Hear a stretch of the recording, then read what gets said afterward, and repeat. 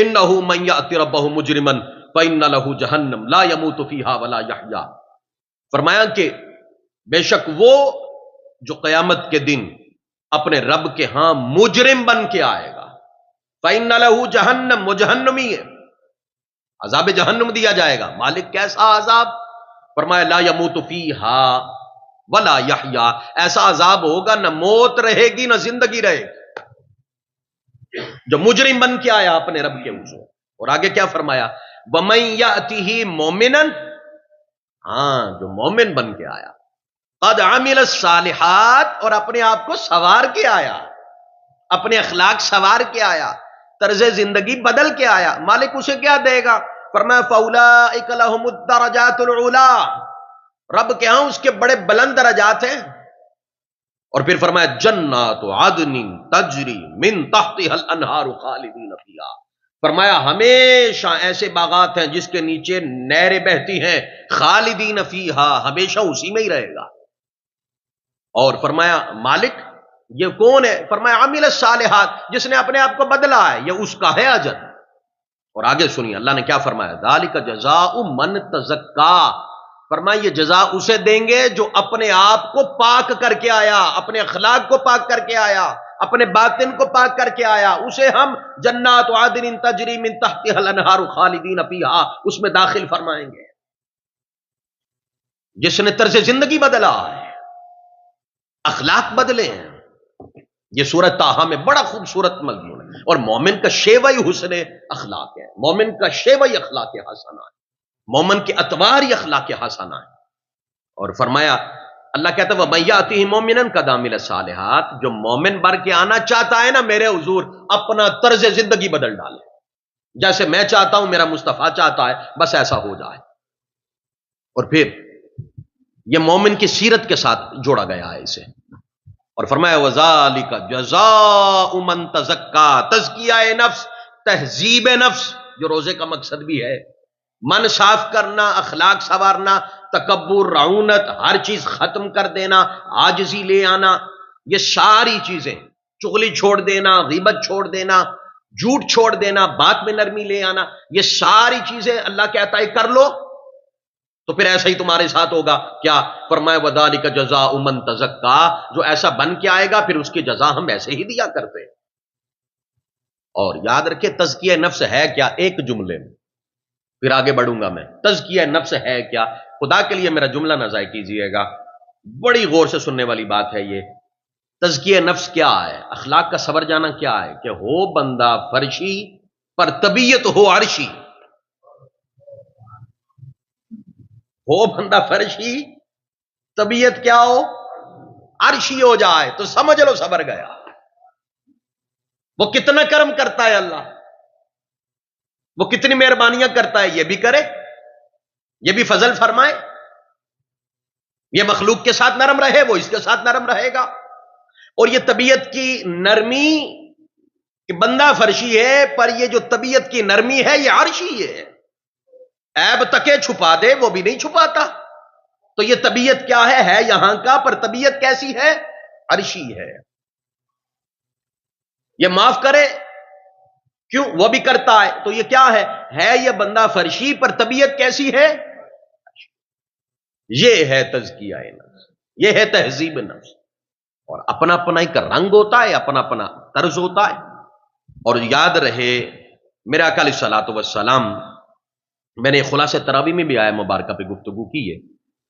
آقا علیہ الصلوۃ والسلام کی طبیعت کے متعلق اللہ نے قرآن میں فرمایا حبیب وَلَوْ كُنْتَ فَظًّا غَلِيظَ الْقَلْبِ لَانفَضُّوا مِنْ حَوْلِكَ، حبیب آپ سخت دل ہوتے تو یہ دیوانے یوں بیٹھتے؟ حضور آپ سخت ہوتے تو یہ ابو بکر یوں تکتے رہتا آپ کے چہرے کو بیٹھ کے؟ سیدنا صدیق اکبر رضی اللہ تعالیٰ عنہ گھر آتے ساری رات تڑپتے رہتے، ساری رات تڑپتے رہتے.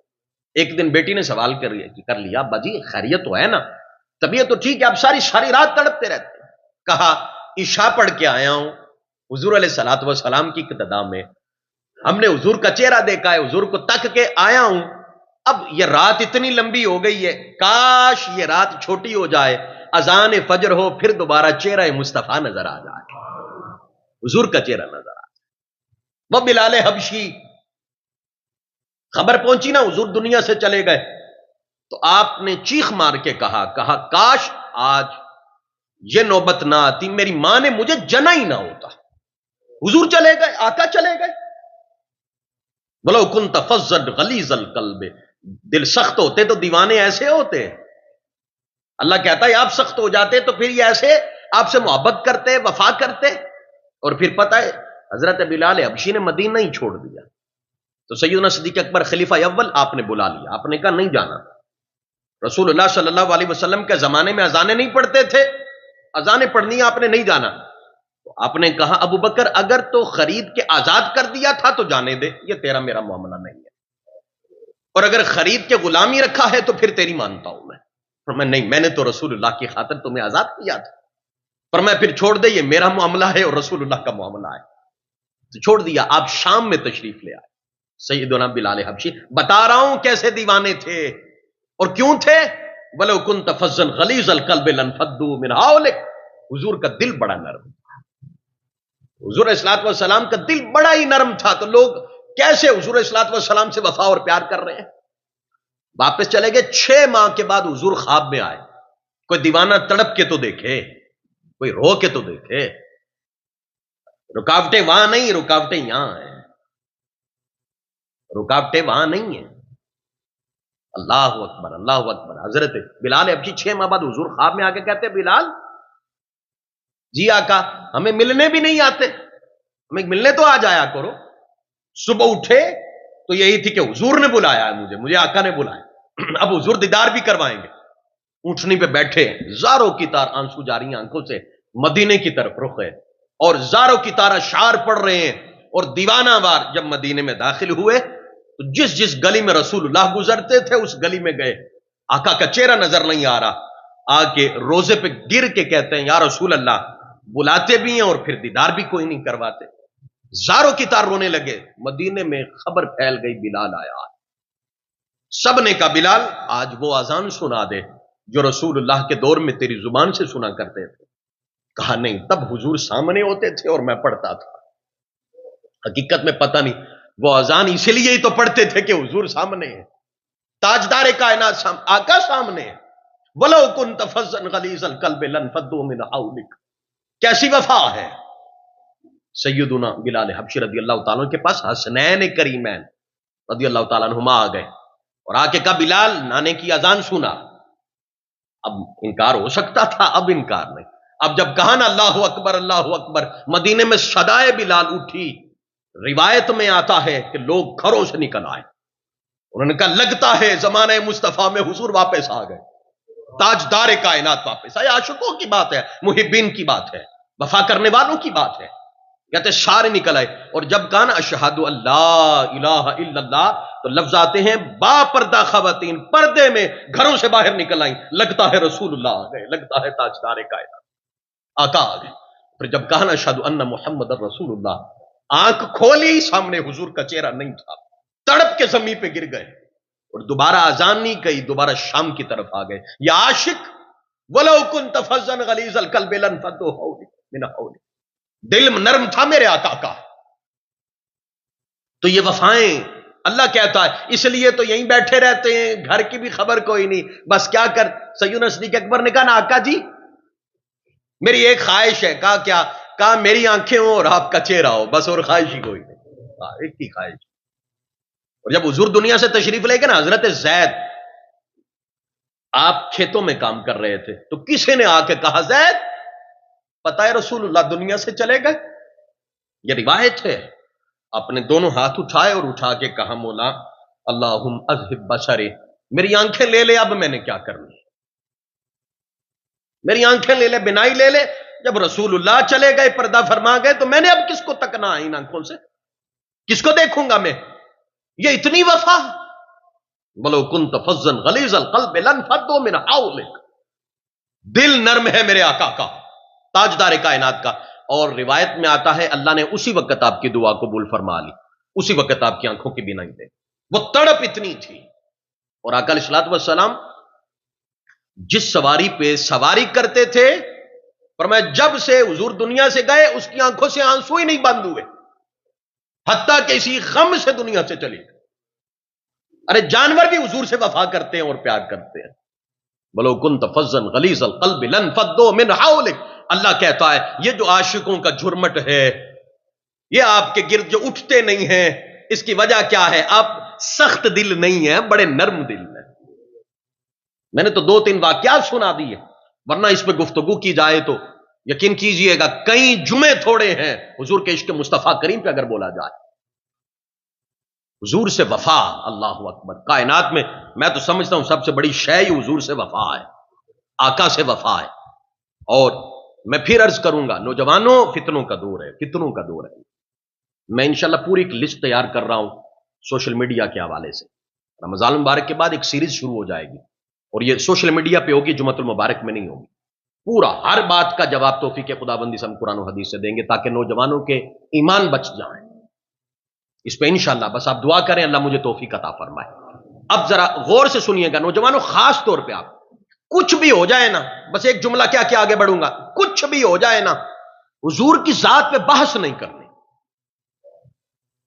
بہت بڑا کلیہ دے رہا ہوں ایمان بچانے کا. کوئی بات نہیں سمجھ آتی خاموشی سے گزر جاؤ، حضور کی ذات پہ بحث نہ کرو.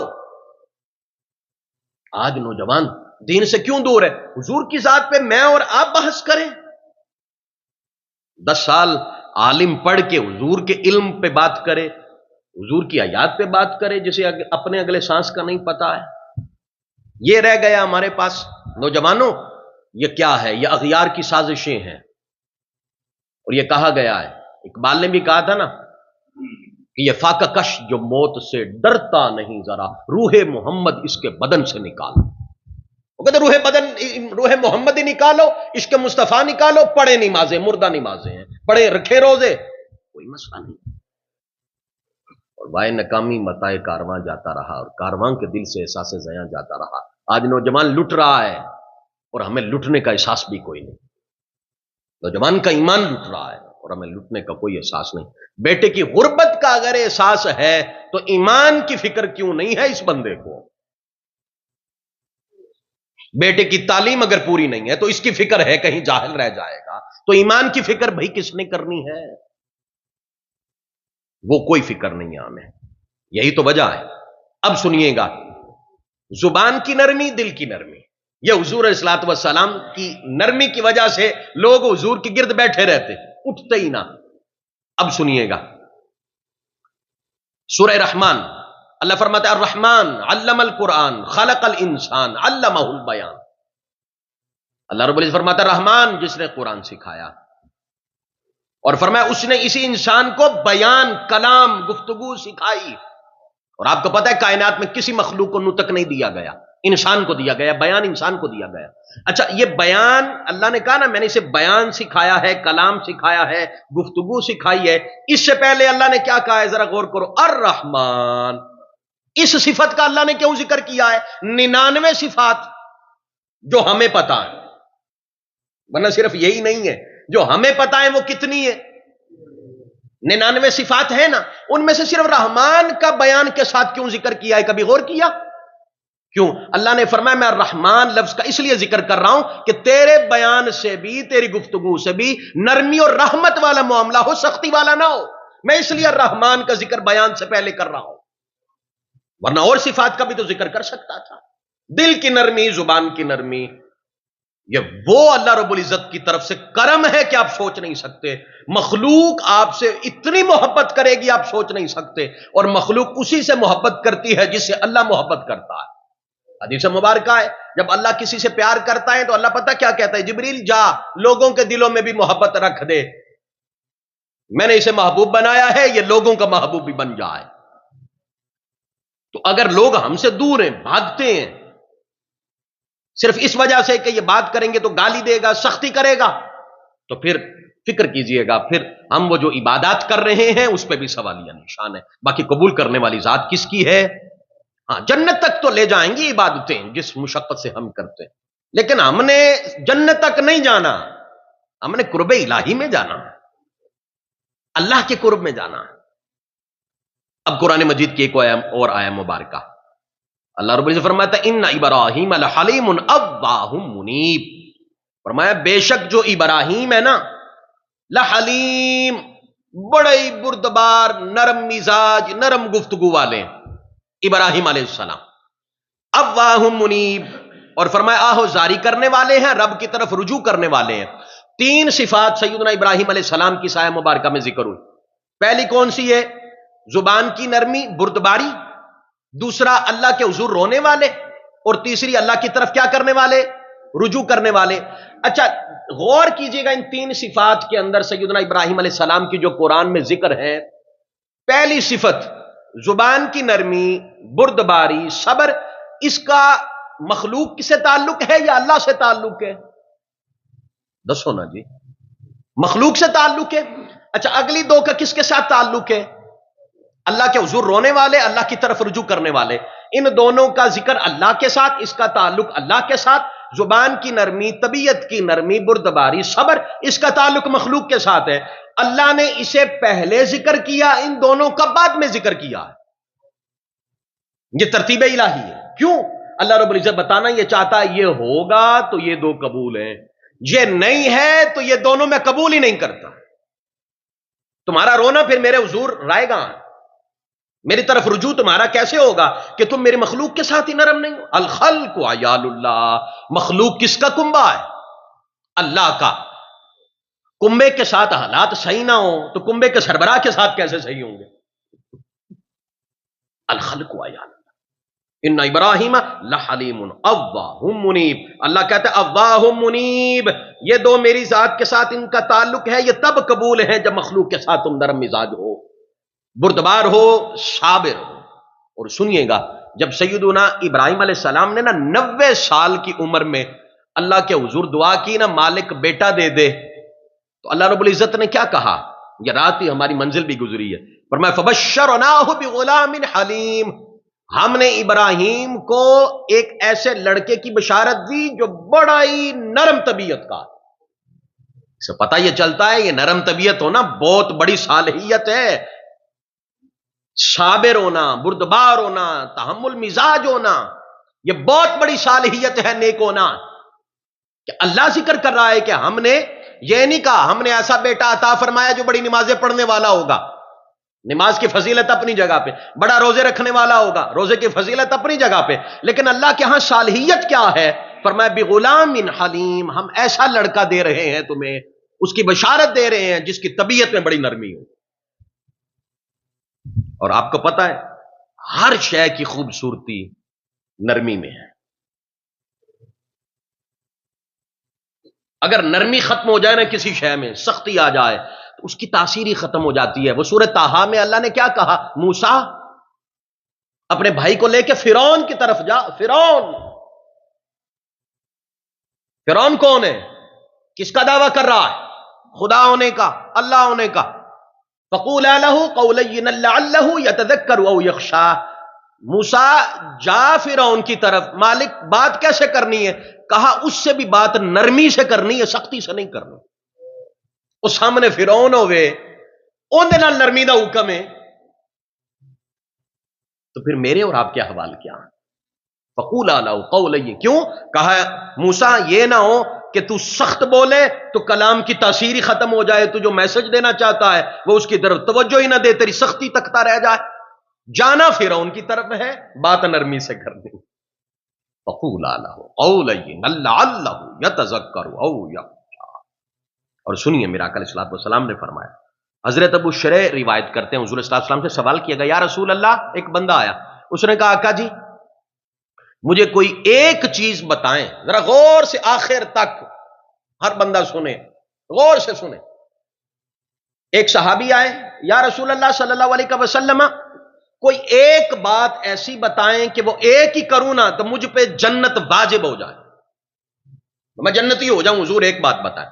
حضور صلی اللہ علیہ وسلم نے فرمایا طیب الکلام، گفتگو نرم کر لے، میں مصطفیٰ ضمانت دیتا ہوں تو جنتی ہے۔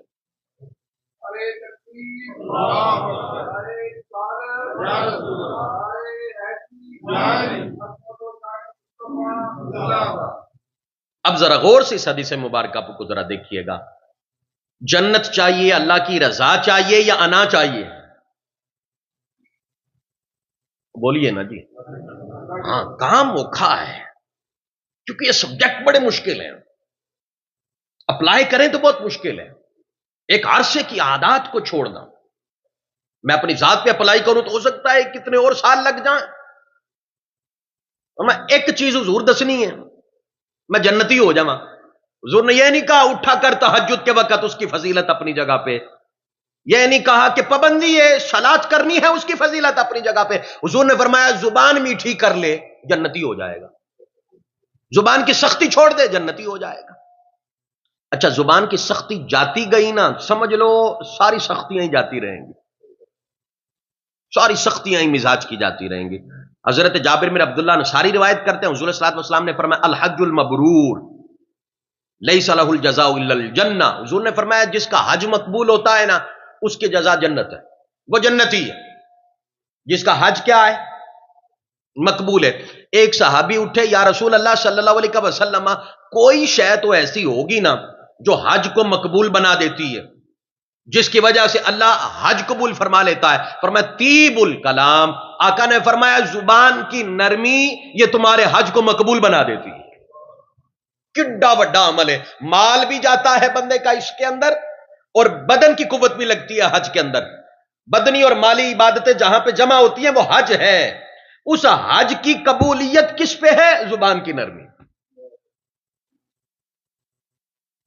طیب الکلام، زبان کی نرمی، گفتگو کی نرمی، بہت بڑا کرم ہوتا ہے زبان کی نرمی۔ دعا کریں نا اللہ کرے مجھ میں بھی آ جائے، یہ زبان کی نرمی، یہ کلام کی نرمی۔ کتنے بڑے اعزازات ہیں، کتنے بڑے اعزازات ہیں۔ اب ذرا سنیے گا میرے آقا علیہ الصلوۃ والسلام کی حدیث مبارکہ ہے۔ حضور علیہ الصلوۃ والسلام کے نا ایک بڑے پیارے صحابی، اچھا حضور علیہ الصلوۃ والسلام کے سامنے آ کے بیٹھے نا، تو حضور علیہ الصلوۃ والسلام نے فرمایا میرے پیارے صحابی، جی آقا، فرمایا تمہیں پتہ ہے تیرے اندر دو عادتیں ایسی ہیں جس کی وجہ سے اللہ تجھ سے پیار کرتا ہے۔ بتانے والے رسول اللہ ہیں صلی اللہ علیہ وسلم، سامنے بیٹھے صحابی ہیں، اور کیا کہہ رہے ہیں؟ دو عادتیں خصلتیں آپ کے اندر ایسی ہیں اللہ کو بڑی محبوب ہیں، اللہ آپ سے ان دو عادتوں کی وجہ سے اللہ تجھ سے پیار کرتا ہے، تجھے اپنا محبوب بنایا ہے۔ آقا جی بتائیے گا کون سی؟ میرے حضور نے فرمایا حلم اور وقار۔ فرمایا تیری طبیعت کی نرمی، زبان کی نرمی، ایک اللہ نے اس وجہ سے تمہیں اپنا محبوب بنایا ہے، اور دوسرا تیری طبیعت میں وقار ہے، طبیعت کا وقار۔ جو اللہ نے آپ پہ فضل اور کرم کیا ہے اس کے مطابق زندگی گزارنا وقار ہے، یہ تکبر نہیں ہے۔ ہمارے ہاں اس کو تکبر کہا جاتا ہے، تکبر نہیں ہے، اچھے کپڑے پہننا تکبر نہیں ہے۔ وقار، آپ کی گفتگو میں وقار، شائستگی، آپ کی طبیعت میں وقار، آپ کے چلنے میں وقار، آپ کے اٹھنے میں وقار، آپ کے بیٹھنے میں وقار۔ بیٹھنا ہے تو بڑے طریقے کے ساتھ بیٹھنا ہے کہ جہاں میں بیٹھ بھی سکتا ہوں کہ نہیں، ہر چیز میں وقار۔ حضور نے فرمایا یہ دو چیزیں ایسی ہیں کہ جس کی وجہ سے اللہ تم سے پیار کرتا ہے، تمہیں اپنا محبوب بنا رکھا ہے۔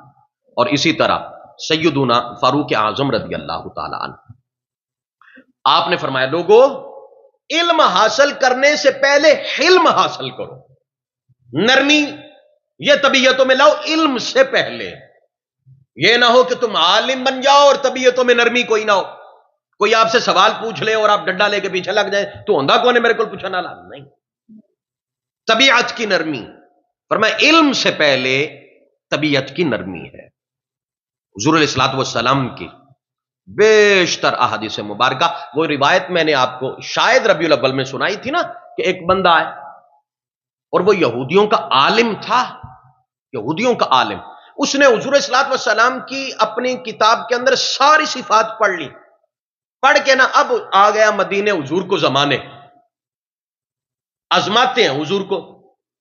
اب حضور کو جب آزمانے آیا نا تو حضور کو اس نے تھوڑا سا قرضہ دیا، قرضہ دے کے وقت سے پہلے ہی آ گیا اور آ کے گریبان پکڑا حضور کا، جنت البقیع میں تھے حضور، گریبان پکڑ کے کہا تیرا بھی یہی کام ہے اور تیرے بڑوں کا بھی یہی کام ہے کہ ہمارے قرضے واپس نہیں کرتے؟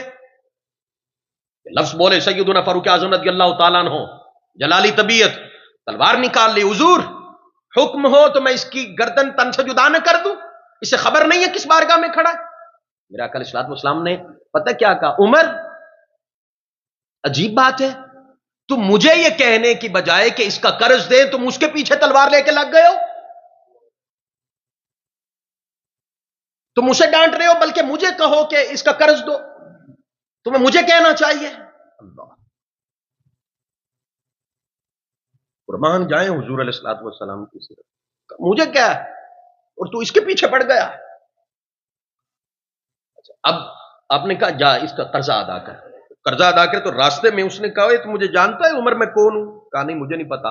کہا میں یہودیوں کا عالم ہوں فلاں میرا نام ہے. اس نے کہا یار تو نے ایسا کیا حضور کے ساتھ, تو پھر بھی یہودیوں کا عالم تو ہے نا. اس نے کہا بس میں نے اپنی کتابوں میں حضور صلی اللہ علیہ وسلم کی ساری صفات پڑھی ہیں, بس یہ بھی ہے کہ وہ بڑی طبیعت کے نرم ہوں گے, یہ آزمانے کے لیے آیا تھا, بس آزما لیا, ہمیں کیا قرض چاہیے, میں مصطفیٰ کا غلام بننے آیا ہوں صلی اللہ علیہ وسلم, حضور کا غلام بننے. جتنی تبلیغ میرے حضور نے اپنے اخلاق سے کی ہے نا, اتنی گفتار سے میرے حضور نے نہیں کی. طبیعت کی نرمی لوگ دیکھتے مسلمان ہو جاتے, آقا کو تکتے ہی مسلمان ہو جاتے. یہ سیرت ہے میرے آقا کی. لیکن ہم آج ان کسی کا غیار کی مثالیں دیتے نہیں تھکتے ہو. بھائی رسول اللہ کی سیرت پڑھ لو. ایک کتاب کم از کم تمہارے اور میرے گھر کے اندر سیرت کی ہونی چاہیے. اتنی وفا تو حضور کے ساتھ کرو نا کہ ایک دفعہ حضور کی ساری سیرت ہی پڑھ ڈالو,